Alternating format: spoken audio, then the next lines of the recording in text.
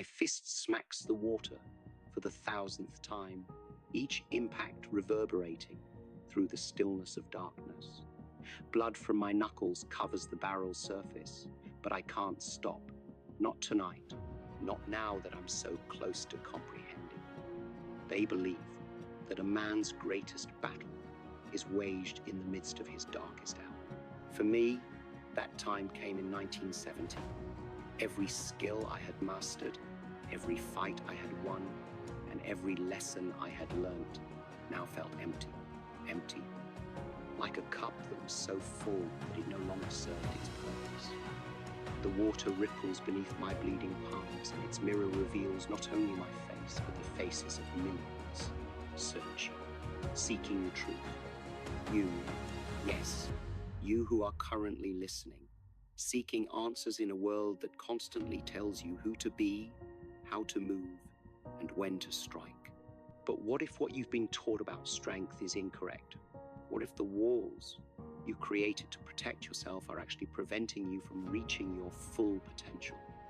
That night, as my blood mixed with water, I discovered something that challenged everything I thought I knew about power, about life, regarding the ultimate truth of human potential. A finding that would either absolutely break me or change not only martial arts, but also our understanding of human awareness. The decision I made next would change everything. And the truth I'm about to tell you, it is the same truth that may set you free if you are willing to listen. Let me take you back. Return to 1967, to a moment that altered everything.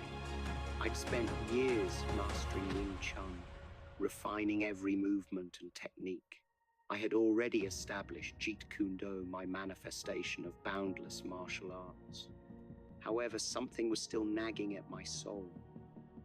That night in 1970, as I struck the water, I realized the full extent of what I had started years earlier. You see, by 1967, I had already realized something significant. Every classic style states, this is the way. But I discovered something deeper. Truth has no place in combat, as it does in life. The ultimate solution is to have no way. I had been attempting to convey someone else's truth, follow someone else's route, and I am confident that you understand how I feel. The weight of expectation. Others have set rigid patterns for your existence. This is why I founded Jeet Kune Do, not simply a new martial technique, but a spiritual revolution. I removed anything that was not absolutely necessary. I questioned every pattern, approach, and conviction. Why are we moving this way? Why do we have these thoughts? Why do we accept such limitations? Each time I entered fight, I realized that true power came not from gaining more knowledge, but from removing the artificial, the decorative, that which is unnecessary. Like a sculptor, we create beauty by removing anything that isn't true. But here's what most folks don't get. This route to emancipation comes with a cost. When I broke with tradition, voices raised. This is not the way. You're destroying centuries of wisdom. Who do you think you are? Do you hear these same whispers in your own life? Those who say, stay tiny, follow the rules, know your place. My friend, your prison may not be classical martial arts. Your chains could be your career, relationships, or your own ideas about what is possible. What patterns are you following that no longer benefit you? And what spiritual movements have been restricted because someone told you that this is the only way? Remember that water has no form, but it can take any form. It has no style, yet it can adapt to any situation. This is your genuine nature, to be free rather than limited by one way, to always express yourself honestly. People frequently ask me about power. They notice the 1-inch punches, lightning-fast kicks, and raw physical might talked about before. In the early days of training, I would punch 500 times with each arm, not 500 random punches, 500 perfect ones. Each punch had to be more effective than the previous one. My arms would shake, my muscles would cry for rest. Because I realized that the moment you think you can't go on, that's precisely when true power begins. My understanding was forever changed after becoming frustrated while training with a wooden dummy. Nothing was functioning. My techniques felt forced. My movements are inflexible. In rage, I struck the dummy as hard as I could, injuring my hand. That agony taught me more than 1,000 accurate punches. I learned that power isn't about force. It is about being completely conscious.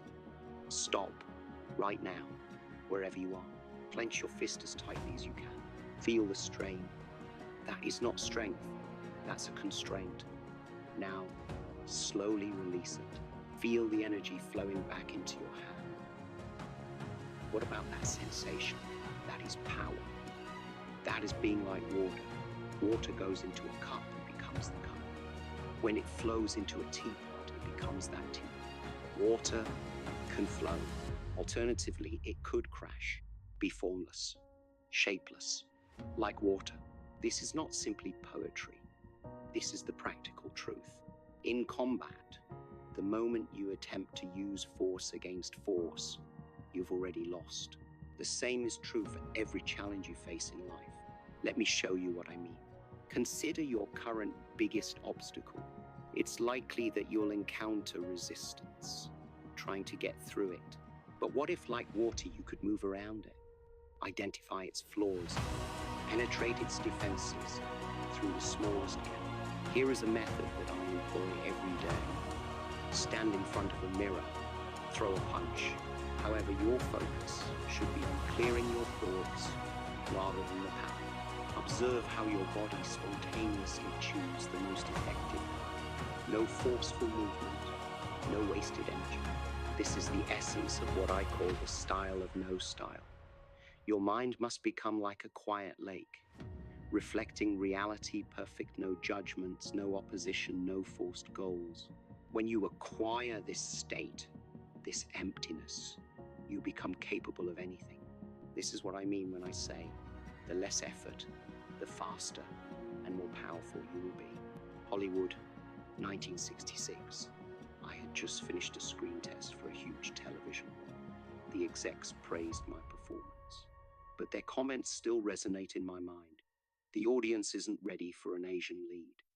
They offered to rewrite the role for a white actor. In that moment, I was presented with a decision that would shape not only my career, but my entire path. You see, my most important conflicts were not waged in tournaments or on movie sets. They were fought in rooms where people attempted to mold me into someone I was not. They suggested I portray the stereotypical Asian character, quiet, subservient, and speaking bad English. They intended to dumb down my thinking, make my martial arts more theatrical and less realistic. Remember what I said about water. Water does not ask to be accepted. It remains true to its character. When it hits a rock, it does not come to a halt. It flows around, over and through it given enough time. That is how I addressed each issue. When they declared that an Asian man couldn't be a lead actor, I didn't merely contradict them. I made my own way. I returned to Hong Kong and created films my way, including The Big Boss and Fist of Fury. They weren't just movies. They were assertions of authenticity in a world that required conformity. Each of you listening is now engaged in your own version of this war. Perhaps it isn't Hollywood execs. Perhaps it's others who want to categorize and limit you. They may argue you're too old, too young, the wrong color, the incorrect background, or the wrong education. However, keep in mind that these hurdles are not your foes. They are your fuel. I refused every stereotypical word, every door banged in my face, every disrespectful statement concerning my dreams. They did not stop me. They concentrated, sharpened, like water building pressure behind a barrier. Each opposition strengthened me. I discovered that the ultimate struggle is not against others. It resists the desire to become less than who you are. When faced with bigotry or being told to know your place, remember you always have a choice. You can choose to accept their limit. Alternatively, like water, choose your own course forward. Listen carefully now, for what I'm about to say isn't simply philosophy. It's a truth that needs to be lived. When I initially moved to America, I felt divided between two worlds: Eastern wisdom from my childhood, the Western push for advancement. But I discovered something powerful. Truth has no borders. I remember training a student who was outstanding in technique, but couldn't apply it in real life. Although he could break boards, he struggled to overcome his own work-related fears. I reminded him that powerful living doesn't require flashy moves. You need to understand, every morning when you get up, you're in conflict. Your opponents? Fear, doubt. Stay comfortable, says the voice that whispers. I learned this lesson the hard way when my first business failed. I had all the technical expertise, but I was stiff, attempting to force my way instead of adapting, like water. Let me tell you 3 practices I employ daily. First, if you encounter a difficult scenario, take a moment. Feel the strain in your head and body. What about that tension?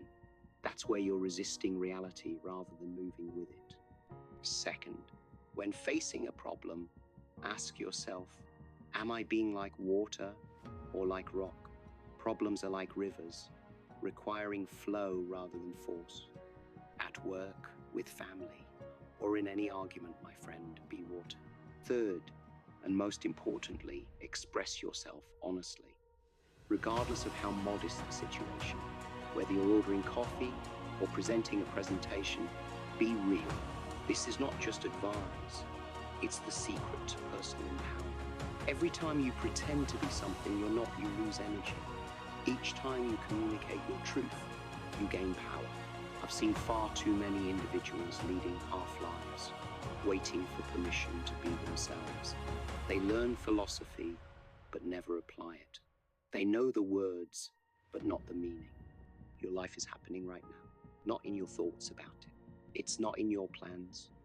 However, you have direct experience with it. And my final words to you stem from the deepest truth I've uncovered on my path. That night in 1970, as I watched my blood merge with the water, I realized something that would plague me till my death. Not guaranteed tomorrow. Every instant that passes is like a ripple in the ocean, beautiful, powerful. However, it is just transitory.